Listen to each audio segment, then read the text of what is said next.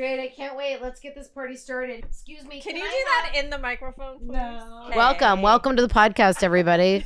Okay. Go ahead. It's not mine, but I'm here. They're in my apartment, so let's do this. And we are so excited to be sitting with you, Rebecca. What a treat for Corry. you. Yeah. We have been waiting weeks and weeks to Insane do this. treat for you guys. No, truly. No, I do know. appreciate it. It's a treat for you guys. We honestly feel very honored. It's fine. I mean, Cannot tell a lie. I wouldn't say honored, but I get it. And I won't look at my phone during the podcast. You cut can. it out. You can. So, our guest today, Mhm. Miss Rebecca Corry. Yep. Hi, guys. Hi. In 2013, Yeah. I read that there was a moment where you were made aware of the horrible treatment of pit bull type dogs. Mm-hmm. And that is what inspired you to do Stand Up for Pits Foundation. Well, I don't know if it was 2013. It was probably more like, not to correct you right off the bat. Correct me. But it was more probably like when Angel came into my life, and I started, I started realizing how terrified people are of these dogs, and they were running across the street every time we were walking down it, and I didn't understand. I was not aware of the stigma or how people viewed them in any way, and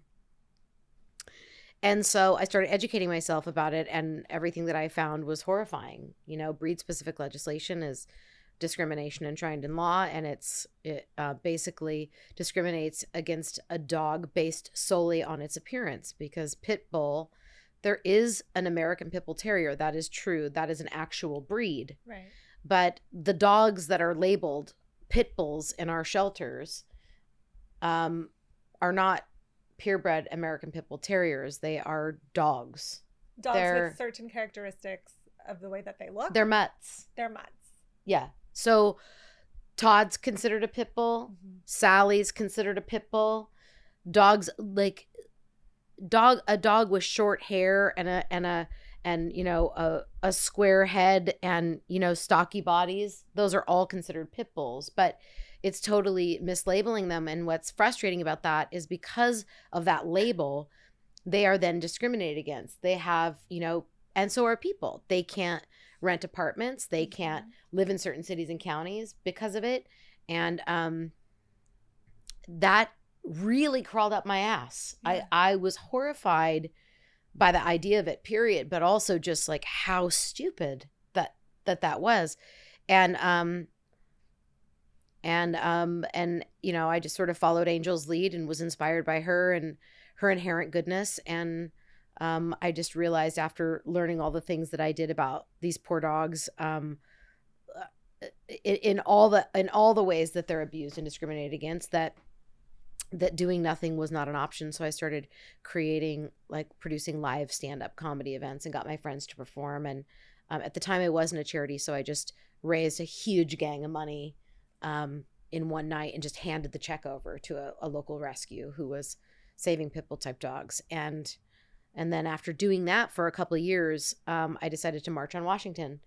And so when I organized that march, that's when I decided to become a foundation, because it was a massive endeavor, and it was just necessary. So that's how it really came about. So rewind, please, and tell us how Angel came into your life. Could you move forward, please? She wants to sit on the bed. Oh, do Could you just? Yeah, she wants to.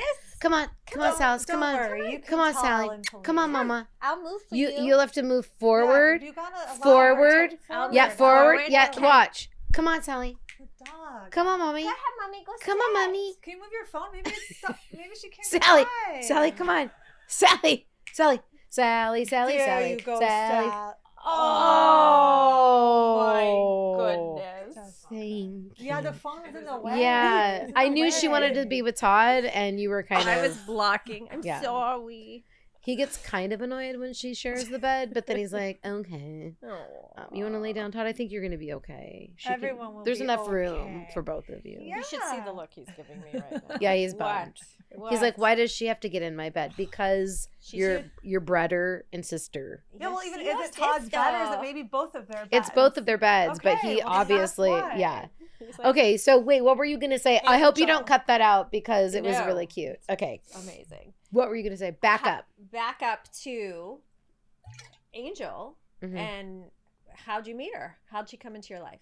I had adopted a dog named Walter from the Lancaster shelter, like a few years or 2 years before Angel came into my life, and he had gotten suddenly sick with kidney failure and passed away. And then I was beyond devastated, and I decided that I would start fostering, and contacted this tiny little rescue that I had never heard of, and they didn't have the dog that I was inquiring about, but they said they had this other dog named Angel that had just had knee replacement surgery, and she needed a place to heal because she was being fostered at the time with other dogs, and she just needed a place to heal. So they brought her over, and I was kind of like, she's had this massive scar on her back, and her ears were butchered, and her knee was oozing, and yet she was just like so sweet. And so, you know, I started fostering her, and then after a few weeks of having her, I was like, there's just no way I could live my life without her. And so that began all of this. And she was the first pit bull that you had owned. Like, at that time, did you know the stigma associated with pit bull type dogs? No. And the dog that I had before her was a Dogo Argentino. Oh yeah. And he was huge, Walter. He was big guy. And they're so cute. And I didn't even experience any sort of discrimination or weirdness with him. And he was huge, you know. He dragged me down the street on my knees several times. He was very large and powerful, and still, it was only when I got her, and I think it was just because the scarring and the butchered ears and all that stuff, and where I was just like, this is what the fuck is going on? Yeah. What are people talking about? This is ludicrous. And then, like I said, I did a deep dive and was like, this is really systemically, deeply disturbing. You know, we have a societal issue here. Like, what is happening? How has this been going on for so many decades, where these dogs are like the number one, you know, every horrible thing. Okay. Wow. She just well, if you keep You licking, hacked in Mom's face. she hacked in my face, and I got That girl's crazy. He could not have gone further away. That is crazy, Okay. Sally. Sally, you need to stop. They're so Todd, do you want to come back over Do you here? feel like going back, Todd? No, he's not looking at her. Do you feel like it? Todd, He's like, I was all comfy. Look at his and face. Then she came and sat on me and coughed. In and my then face. she spit phlegm in my face. Sally, it's because the incessant licking. You've got to take it down a notch. Do you want me to get him? He's upset. I'm gonna get him back over here. Oh, please cut while we make Todd not sad. Todd. You're that girl at the party that's like, there's Barfing always on people. there's always one at the party that's like, who invited her? Go on, Todd. Go on, get comfy. She's fine. She's not gonna do that again. Okay, we're gonna keep the party going. Oh, okay, great. Great. All right. Okay, So that where are we happened. So we were talking about Angel and how She's you your first realized pit bull type people's dog. perception shifted when Mhm. you had her, when you got her. Yeah, it was really just it was really getting Angels when I took the time to educate myself on what was happening, and then that's what changed everything. Yeah. Yeah. She was the catalyst that changed the trajectory of my entire life. It is just so crazy to walk down the street walking a pit bull, and the difference, like the perception, how people look at you, how people treat you, how they walk to the other side of the street to avoid you. Mm-hmm. It's initially it's a little bit unnerving, and then it's just annoying. It's like, you guys, like, so from there, you and Angel.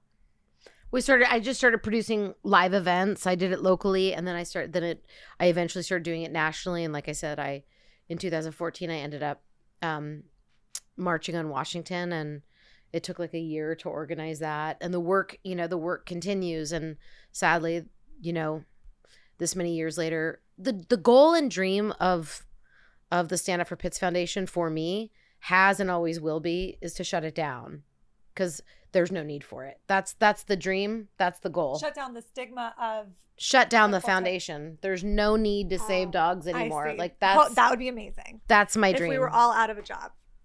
Yeah, because I never wanted this to be my job, and I think it's pretty sad that it has to exist, to be honest. That makes sense. And you want your business, your charity, your work to grow, and you want to make impact.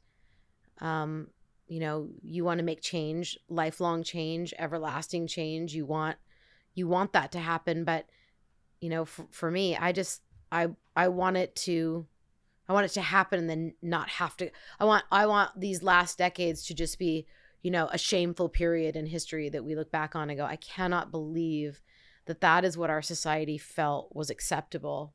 Yes. That because I know for a fact that what's happening to these dogs, it's a complete reflection of society. It's a direct reflection of our society. Fucked up people doing fucked up things to one another and to animals. And pit bull type dogs are like the number one most targeted dog. And so it's Why do you think that is? I mean, I don't know. I would love to have a brilliant theory or, some sort of philosophy on that, but I don't know. I think humans love to hate. I think humans love to live in fear-based ignorance and are completely comfortable with doing it. And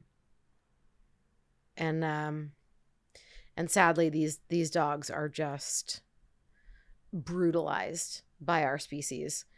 They're not the only ones. And they haven't been the only targeted ones. Like in the 80s, it was Dobermans and German Shepherds and all that. They just sort of moved in the last 4.5 decades. It's become, they're the ones.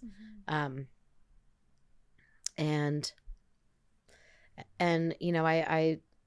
it's heartbreaking to me, but it's also, to me, it's just not a dog issue. It's a human issue. And I don't know why they're the chosen one. And who knows, maybe 4 decades from now, humans will divert their attention to beagles and say that they're the ones that are wreaking havoc on the planet. I don't know, but yeah, these guys. To me, it's such a weird cycle, because what came first? The person who made the pit bull look scary, or the scary pit bull that made people afraid of them? Like, it's the humans who created this issue, and they're perpetuating the issue by making these dogs into something that they're not. You're right. I hope that people look back at this time and they're like, that was just despicable. I can't believe we felt that way. But in this moment, how can you think about that and be like, I feel that way? I mean, that's just something that my mind spirals on it. How do you stop that spiral in your mind? like what kind? What, just that Like this is reality? The That this humans is... created this issue. They're perpetuating this issue. And then it's human against human to make this issue stop. The dogs have never been the issue. Yeah, and here's the thing: is that dogs bite. That's a way that Sure. that's the way they communicate. That's one way that they communicate. So, if a person has a dog of any kind outside of this pit bull type dog, any dog, and that dog bites, there's is it possible that a dog or any dog can turn on an owner or act irrational or be batshit or make a bad decision? Absolutely. Mm-hmm. It's just as possible as humans doing it every single day. Mm-hmm. So yes, any living being, certainly. But when a big dog that's strong and powerful does it and causes damage and really injures someone, fatally or otherwise, it is definitely something that needs to be looked at and addressed. And And also, more importantly, why? And one thing that I've noticed throughout, the years I've been doing this is that, when there's an incident that happens, and don't get me wrong, it is tragic and devastating. There is nobody advocating for any person or other animal to be hurt ever. Period. The end. I don't give a shit what kind of animal it is. That is a tragedy. But most oftentimes than not, it's also preventable. Right. So I guess what is seemingly never reported from what I've seen in the last 14 years is why. And what is the role of the human? Since these are domesticated animals, they're owned by human beings. What is their role in that? And why is it then that you can say then that the logical thing is to then ban an entire type of dog based solely on its appearance? It's absolutely ludicrous. And it is a way to take no responsibility. There should be education provided. There should be mandatory spay and neutering. Breeding should be banned. You cannot have backyard breeders and breeders selling these dogs. You cannot provide dogs. There's no screening process for people who adopt dogs out of the shelter. There's no home checks. There's no education provided. So many times dogs are just being consistently set up to fail. And when they fail, then instead of humans taking responsibility for any of it, they immediately point the finger and say, that dog is a terrible dog. And it's simply just not true. There's huge groups that dedicate their lives to trying to get these dogs banned and killed. And to them, I will say again, which I've been saying for 14 years, is that is not the problem. The problem is, banning the dog is simply, it's not solving anything. It's no solution. It's just like, it's trying to get rid of this, it's like putting a Band-Aid on a gushing wound. It's not. It is not the solution, and they fucking know it. And anyways, fuck the anti-pitbull people anyways. Yeah, fuck that anyways. Seriously, I'm so sick and tired of it. I can't even take it. I remember the night that I started following you, and I think it was right before the march on the nation's capital, and I was reading one of your posts in tears. And you use the term for these dogs, inherently good. Mm-hmm. And that struck me because I was newly involved in rescue. And like you, newly turned on to this pit bull type dog. And immediately, I was also drawn to them. I can't explain it to this day, why I just love them so much. And if anybody asks me, these are my people. Mm-hmm. And I just remember thinking to myself, inherently good. That phrase right there with this type of dog could not nail it more perfectly. Agreed. Because everything else has come from what humans have done to them. Mm-hmm. And it's just been, such a journey, an emotional journey to follow you and to see what you've done. And even I remember because then you put the march on your social media. Mm-hmm. What was that like to rally all of those people to deliver a message to the heart of America? Well, I mean, it was, well, first I want to address the inherently good thing. Yet these dogs don't come out of the womb seeking the smell of blood. And to suggest that is also ludicrous. And, they're born just like every other dog. They're all born inherently good. Yes, is it possible that a situation could happen that's unfortunate? Yeah, just like in humans, there are, you know what I mean? When a human commits a heinous crime, it doesn't mean all humans are going to commit a heinous crime. It's a possibility, yes. But the majority, all these dogs they're all born inherently good. And what's amazing about pit bull type dogs, which, has been something that I've seen evidence of repeatedly by the millions, and I'm not even exaggerating, is that they endure the most evils of humanity repeatedly over and over and over, the most unthinkable heinous acts, and they continue to love.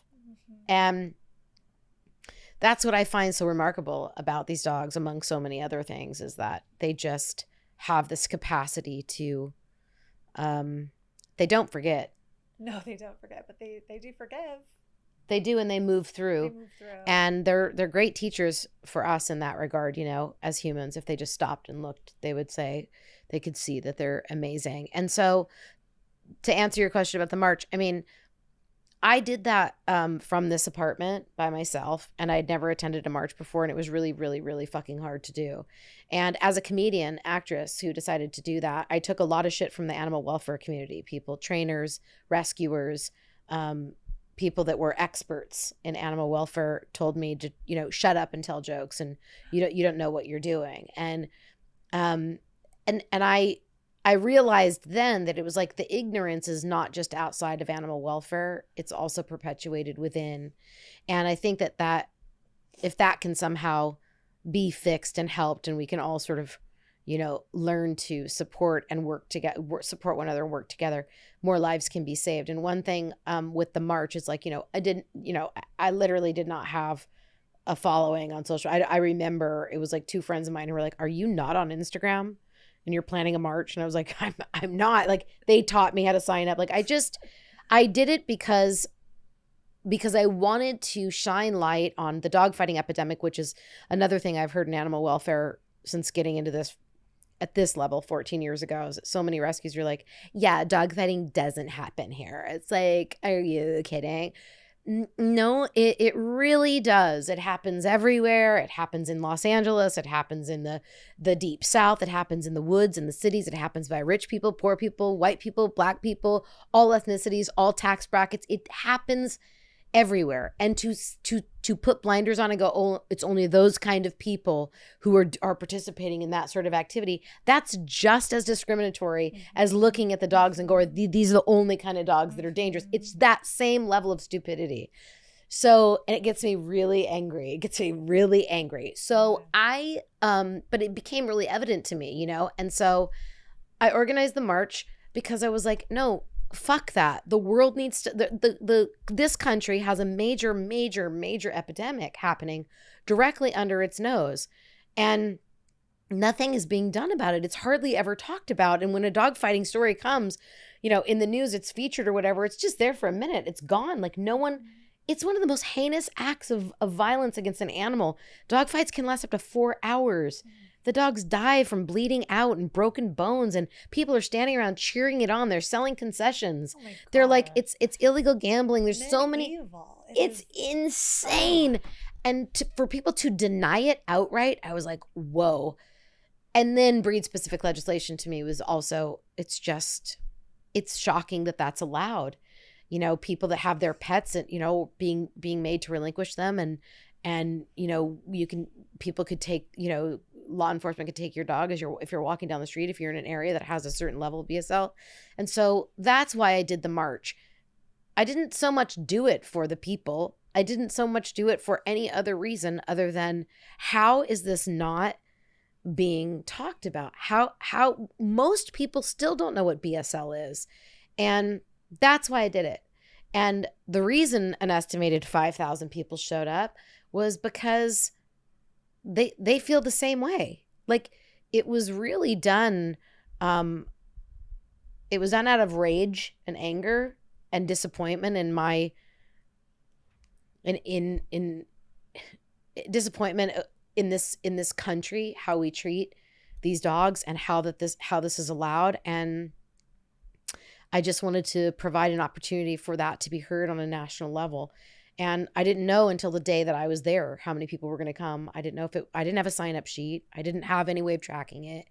It was either going to be, I walk out of the hotel and there's going to be 2 people there with signs and I'm going to look at them and go, let's fucking do this. Or there's going to be thousands of people. And it was amazing to see how many people showed up from all over the country, in Canada and Europe. And they did it because, for the same exact reason I organized it, which was because this is actually insane. And it's not just an animal welfare issue. If we can do this to animals, we can and absolutely are doing it to each other, which we see in society every single day. And I just hope one day that, like, you know, these dogs won't be seen as property, and instead they'll be seen as sentience and treated like that, and that people will understand that it doesn't matter how many legs you have, the same fucked up behaviors you do to voiceless victims, to anything, any living being, it's all the same effect, and we're all connected. That's what needs to. I'm sorry. That just. No, I just have so many questions for you. That's it. That's all I have to say about that. Okay, well then we're done. No. Wait. Since your inception, have you noticed any change in the stigma or any progress in legislation? Any progress that we've made as a country with these dogs? Have we gotten better? Have we gotten worse? Well, the Stand Up for Pits Foundation, my organization, and me, I am not a lawyer. I'm not a legislator. I'm not a lobbyist. I do not, actively work to change bills. I cannot do that. And that's not what I'm good at. I leave that to those who are capable. Mm-hmm. So to answer your question, legal, the legalese, the progress, I don't know. I would hope so. I would have to deep dive and do some looking into how many, how much BSL has been overturned, how often, and how many states, where does it still exist? I don't know that. I won't even pretend to know that. But if I took some time to figure it out, I could. Yeah, it just feels like it's as bad as ever. Well, yeah, it does. And yeah, sadly it does. And obviously the state of the shelter system and the crisis that we're in, and the apathy that continues and the inaction, it's like it is deeply disturbing and upsetting to even think that 14 years after the inception of the work I started doing, that I'd be sitting here saying this to you right now. It makes me sick and angry and upset, and I think it's a big part of why a lot of people leave animal welfare, because it just is punishing, mm-hmm. and it is seemingly never ending. So has it gotten better? I don't know. Well, we know for the thousands of dogs who you've touched, it's gotten better, but for the world, it's still a problem that we are fighting. Mm-hmm. Yeah. How do you deal with compassion fatigue? Because you see it on such a high level on a daily basis. I mean, I don't know if I do. I don't know if I do deal with it. I mean, I don't sleep well, and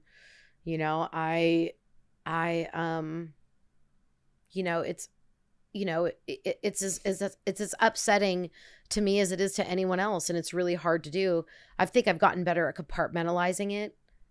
But it still absolutely breaks me. It's taken a major toll on my life personally and physically, and like it does with so many, mm-hmm. And I think it's important. I think it's a bigger conversation. That should be a whole other episode you guys do about, the welfare of the people in animal welfare, because it can really take a toll. And I think my patience has grown thinner. I don't have patience for rescues who are pieces of shit.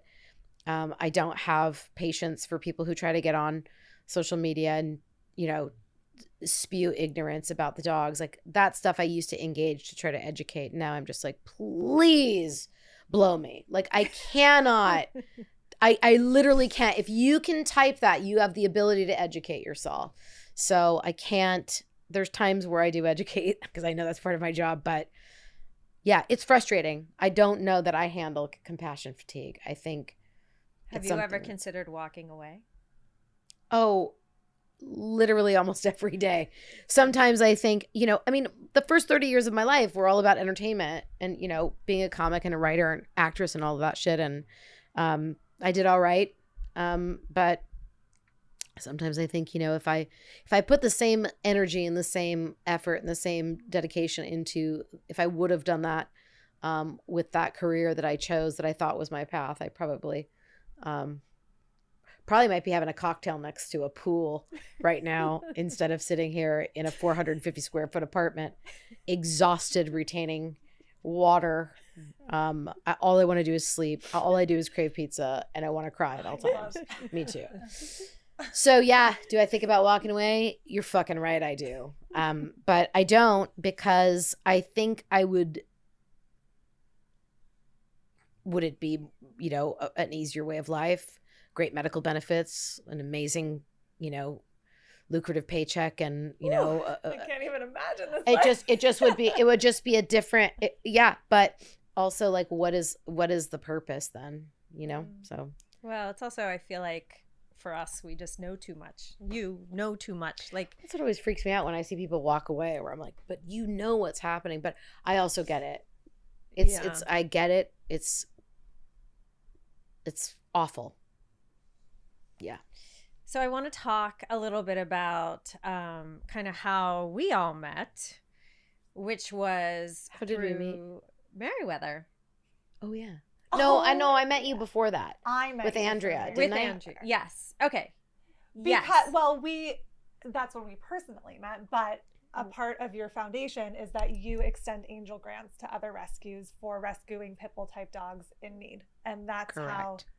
Deity worked with Stand Up for Pits with Meriwether. Yes. That's the first time we worked together, I believe. I think it was was. Meriwether. But I met you on the street Yes. Okay, to be noted. With him, with Todd. with Todd through Andrea. Yes. Yeah. Okay. Yes, and that's when we had our place on Doheny. That's right. And Mr. Todd came in and he did a photo shoot for us. He did? I don't even He remember. did. I have the Look pictures. at. He knows we're talking yeah. about him.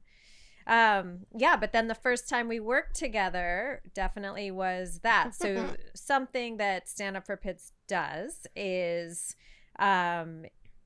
you will give angel grants, may she live on forever and ever, to organizations and situations in need, correct? Correct.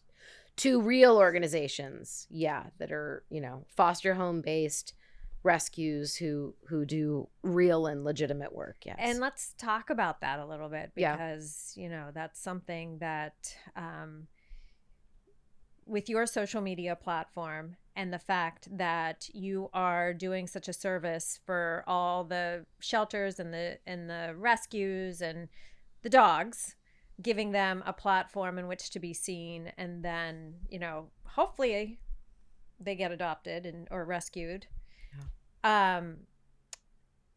You are then able to see where they go, whether it's a rescue or an adopter. And I know a big thing for you, and for all of us actually, as Deity as a rescue, one of the things that we really strive for is, once we bring a dog into our organization, just being transparent about the dog going to the vet, the dog going to foster, where that dog's adopted into, and being able to follow that up with content of videos, pictures, that type of thing, updates, because that's what's important to people. We're asking them to get vested in this animal that we're trying to help, and they need to know the story once they come into our rescue. Mm-hmm. Can you talk a little bit about that, and from your point of view, what you expect to see? Well, I just, as an organization that's been supporting rescues for 14 years, I mean, it's fair to ask, where is the money going that we're giving you? Stand Up for Pits Foundation is not a government funded organization. It's very hard to raise money, and I raise it all. So when I give an angel grant to an organization, I expect, transparency, which is totally fair. That's how it works. Yes, it's fair. And last Christmas, I worked all through Christmas Eve and, New Year's, when everyone else was all celebrating, this poor dog in New Jersey that was saved. And my organization funded $7,000 worth of treatment for this dog, saved his life, got him surgery. This poor girl, out there, this independent rescuer trying to do this. We did it together. We worked our asses off. It gets transferred to another rescue. Never heard from the dog again. I've asked the rescue several times, where's the dog? They engage in negative activity and say that I'm being, it's not fair to ask, and I don't have time for updates. I have a day job. Well, then quit your day job and do the job fucking right then. Where's the fucking dog? That shit drives me insane. Watching rescues, pulling dogs out of the shelter, trolling our page, seeing which dogs get lots of pledges, and then pulling dogs and then dumping them in boarding and leaving them there for years. That is absolute. That makes them no better than the abusers and the dumpers themselves. Like, that is not a life. No dog should be living in a boarding facility for fucking years on end. And this year alone, the Stand Up for Pits Foundation has funded the care for 13 pit bull type dogs that were abandoned by a rescue in Los Angeles at a boarding facility. Another dog, a single dog, Todd, that was abandoned by a rescue in a boarding facility. Other dogs that have been abandoned on the street on Skid Row. That's a whole other issue that the city and the county are doing nothing for, LA Animal Services. And, it's like watching these rescues, pulling these dogs and then demanding that we get them the pledges. It's unthinkable behavior. And always the saddest part is the dogs suffer. It's like, no one's trying to be the rescue police. No one's trying to be a bitch. It's just like, what are you doing? And you can't just panhandle on the internet.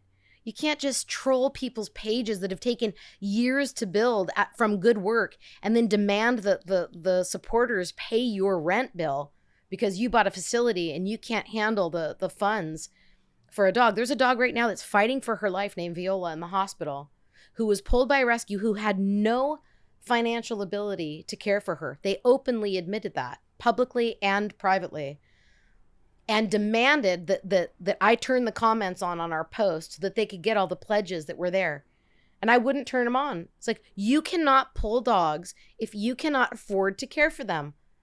This is not a fucking game. These are actual lives. They're not commodities. So that's what I'm going to say on that. I get so fucking angry about it that I can't spin out of it. Yeah. But my patience for it is gone and over, and I think it's completely justified because I have been nothing but a supporter of rescues in Los Angeles and nationwide, and totally believe that people should work together. I really do believe that, and I know it's hard. I know it's hard to do, but really encourage people all the time, get over that shit and just get it done for the dogs. But sometimes it is just like, it is blatant. It is unacceptable behavior, and it's not fair for these dogs to have to endure that. There are still dogs, people who listen to this or watch this, go on our page. There are still dogs in that kennel who've been there for over 2 years, living in a cement cell, who need out. They need out. They're breaking. That's it.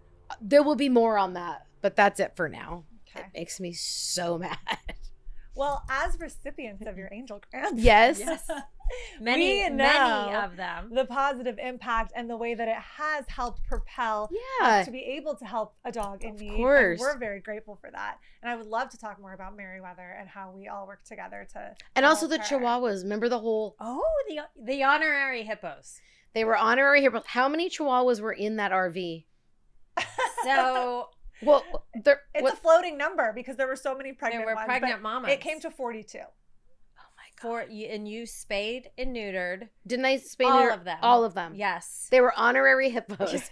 They were all found. That was insane. Insane. I mean, who knew? Like, that was another moment where I'm like, Are they all adopted now and everybody's... Oh, yes. yes. Oh, And- everyone is That's amazing. very much living their best life. And their Really? eyeballs. Oh, yeah. Their eyeballs are no longer like nocturnal animal eyeballs. They're like living in the world. Yeah, and they're regular That's dogs amazing. with That was regular siblings Yeah. and living a life. Yeah. And they were found because someone walked by and saw that and reported it or something? So what happened was, we have a friend in San Francisco, and I get this WhatsApp. We're at work one afternoon, and this video of this RV with all of those It was dogs insane. smushed up against the front of the RV.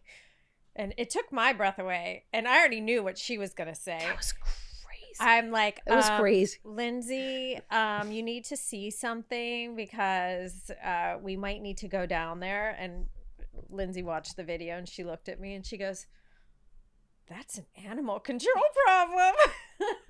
And meanwhile, it's the middle of the pandemic. I remember that. Yeah. Or was it the middle of the pandemic or okay? It was Yeah. 2020. 2021. Oh, was it? Yeah, it can't have been 2020. Okay. Yeah, we were in the pandemic. And basically, so as a good work wife, I did call animal control. I called one of our rescue coordinators and I sent him the video and I said, "What are you going to do about that?" And he's like, "I don't know that we can do anything right now." And he goes, "But if you guys want to take care of it, feel free." Oh, that's awesome. Yeah. Yeah, they really put their best foot forward all the time. Mm-hmm. They really kick ass. We have the capacity for 42 dogs. Right. Yeah. No problem. Put the crates in the back of the car. Actually, one of our friends, she got involved and she is a journalist on Inside Edition. That's right. It was like a newscaster or something. Lisa Guerrero. Okay. Yes, because she and I had dinner and I showed her the video and she's an animal lover. She's like, I can probably help you with that. And so she's the one who approached the RV and said, "We want to help you." And the next day Lindsay and I showed up with a truck and crates, and initially she only wanted to give us 6 dogs. Oh, that's right. And we left with 18. 4 of them were very heavily with children, multiple children. And within 2 weeks, they all started having their babies. They were so insane, malnourished, these mothers, that their bones were soft through their pelvic area and their muscles were weak. They could not push their puppies out into the world. So what was done? Like C-sections on all of them? We ended up in emergency C-sections in the middle of the night, of course, because it couldn't happen in the daylight hours. That is beyond. So 4 mamas, total of, oh my God, I want to say 20 or 21 or 22 babies. Oh, easily. And then that's when you called me at some point and said, "I want to help you guys. Mm-hmm. We will. Those mamas won't be mamas anymore." Yeah. You said, "Let us cover the spays and neuters." And That's I'm like, all right, well, there might be like 40 some dogs. Yeah. I remember that. That was bananas. Yeah. Yeah,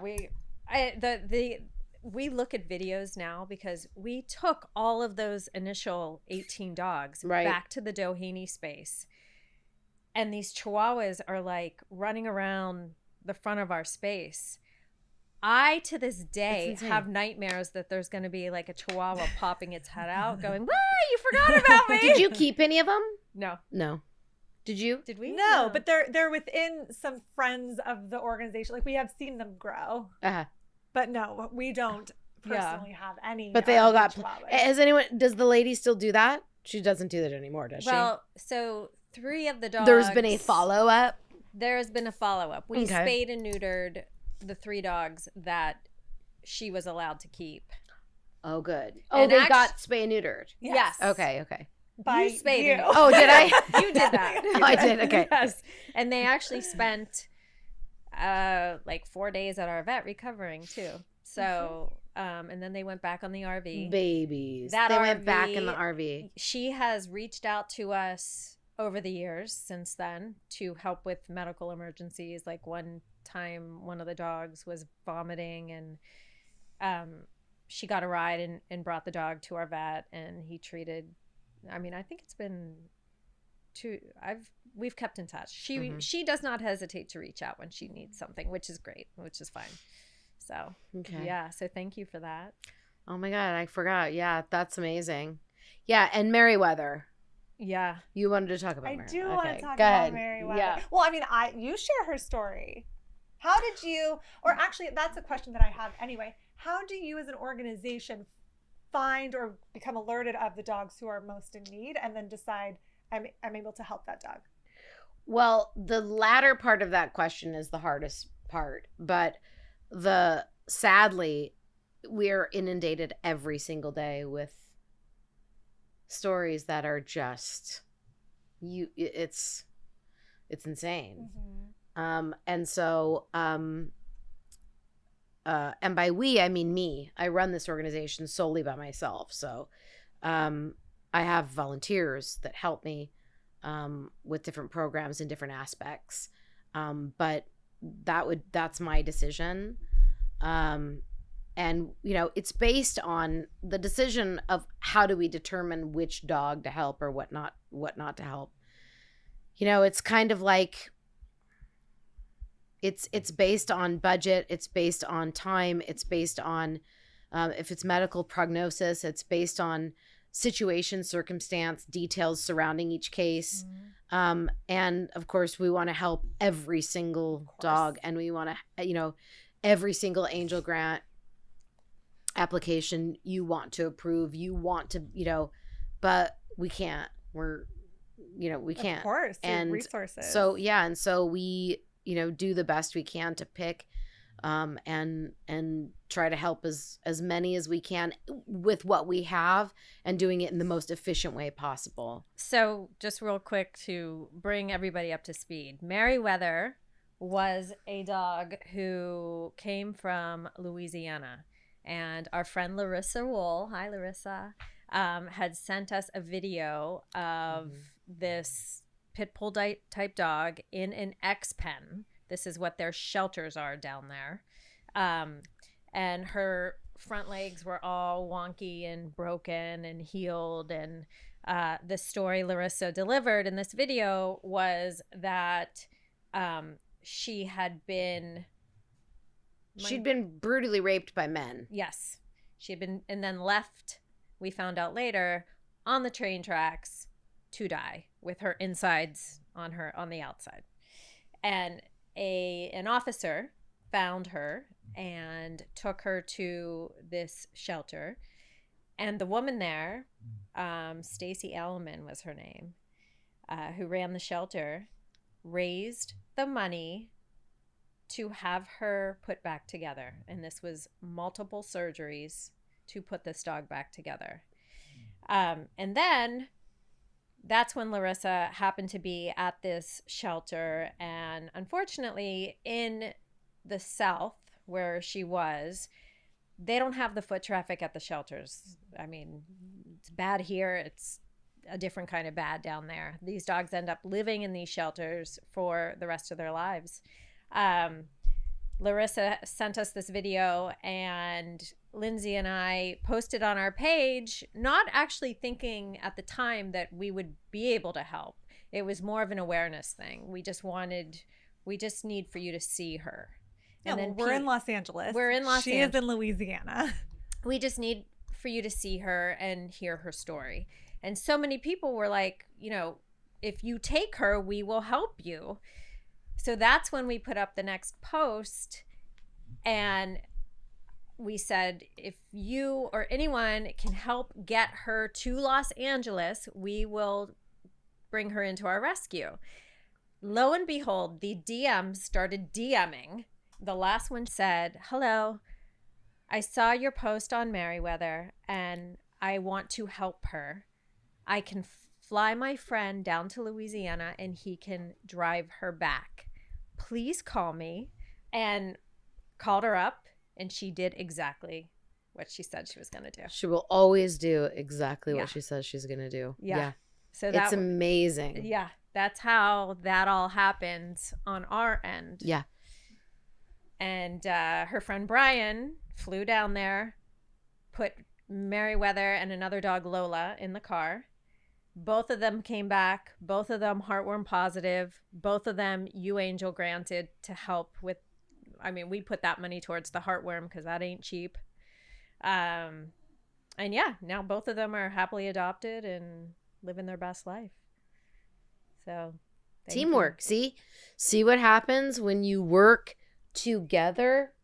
That girl came across the country. Yeah. And it can be, a lot of good things can happen when you work together and you stay transparent and you keep doing that. I'm not a kumbaya kind of gal, as you can imagine, but I do believe in that shit. Yeah. I mean, that was only one of the many success stories of your organization. And I think that leads us really well into Saving Jones and the project that you've been working on over the last couple of years. Can you tell us a little bit about that? Well, I've been working on it for over 5 years. I'm probably gonna die soon, so I'm glad it got finished. It's a feature-length documentary film. It's a biographical social commentary about how human abuse and how it directly relates to animal abuse, and how we talked about earlier, how it's all connected.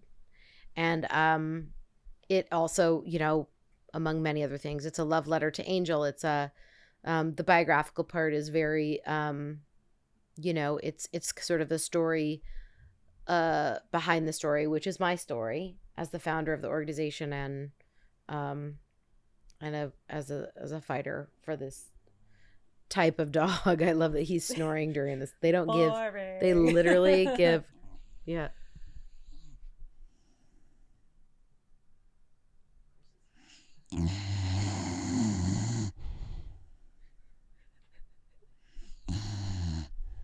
Todd's the president of Zero Fucks Given University. Literally zero fucks. Saving Jones is making its world premiere on June 22nd at 4:45 p.m.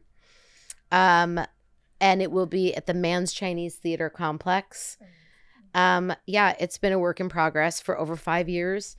And it is, like I said, it is a biographical social commentary about how animal abuse directly relates to human abuse. And it's extremely personal to me. It's the most personal thing I've ever done in my career or as an advocate. And I think it's a really important story that needs to be told. So I'm telling it unabashedly. And the goal is for it to live out in the world forever. And, hopefully inspire some people, create change, educate, and ultimately save lives. And it's completely in line with the mission of the Stand Up for Pits Foundation. And the support of it before it's even been seen has been unbelievable.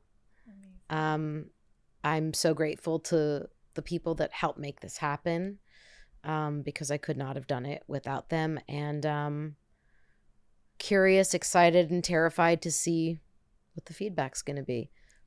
If I may, because now that we've known each other for a couple of years, yeah, I just want to commend you on your bravery, because this is definitely stepping outside of your comfort zone. Yes, it is. Telling this story of your life, of all parts of it, yes, parts of it, and how it all just like manifested up until this very moment. And can't wait to see it. And Meriwether's in it too. So and you guys are in the film as well. We're also in it. So excited. And I want absolutely everyone to come. You should come. And We will be there. Yeah. And it's happening. I can't believe it. It's finally. Yeah, That's thank so you. Amazing. Thank So you. We'll proud see to how know it goes. you. Well, thanks. And the impact it's going to make is going to be huge and lifelong. lifelong. I'm sure there's going to be some folks that aren't big fans. But that's we'll success, see. Isn't it? We'll see how it goes. And to them, just a preemptive, you can suck it. Yeah, you heard it here. You heard it here. Exclusively. Todd and Sally are super pumped. As you can see. And what else did you guys want to talk about? Can you please, just for the few who may not know how to find you? Oh, well, you can't come to this apartment because it'll be a big mistake on your part. And then if you would like to follow the Stand Up for Pits Foundation, you should go to standupforpits.us, or you could find us on social media platforms and stuff like that. You can go to, did I say standupforpits.us? Mm-hmm. See, I'm tired. It's that compassion fatigue. Go to the website, follow us on social media. And also Stand Up for Pits New York is happening on June 9th at Gotham Comedy Club in Chelsea. And that show is going to be insane.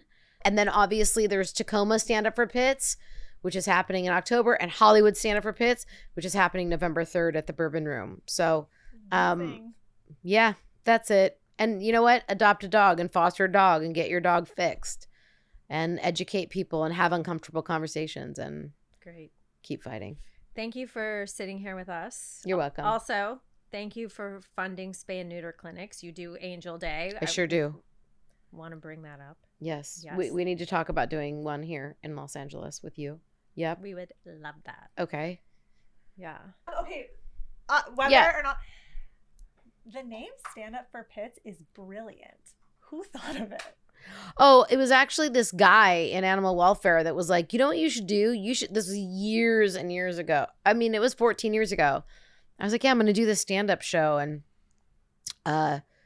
yeah, I just think I'm just going to like raise all the money and give it to a rescue and like that saves pit bulls or whatever. He goes, you should call it Stand Up for Pits. And I go, yep, that's what I'll call it. But like, are we acknowledging the true brilliance of the name? And like, you're standing up for pit bulls, and you're also doing stand-up comedy. No, I mean, there's no doubt that it's a double entendre. Amazing. Yeah, it's deep. And the more we said it today, I was like, holy crap, it's just so good. No, it's intense. No, it's like one of those things where like, what do we call it? What do we call it? Oh my God, we call it Stand Up for Pits. No, it was That literally is this perfect. flippant. It was like, yeah, we do this stand-up show. You should call it Stand Up for Pits. Okay. That's how it went, and that was it, and it was over. And I never changed it, and I just called it that, and that's it. But have you ever thought about how fucking here, awesome I that like, is? literally sit on my couch and giggle. Sometimes I'm like, wait, that is so good. I know. You And she sent doesn't me even one care. last night that we She did doesn't even yesterday. care. No, I do not even I care. care. Yeah, I just like hear she doesn't even care. I actually don't.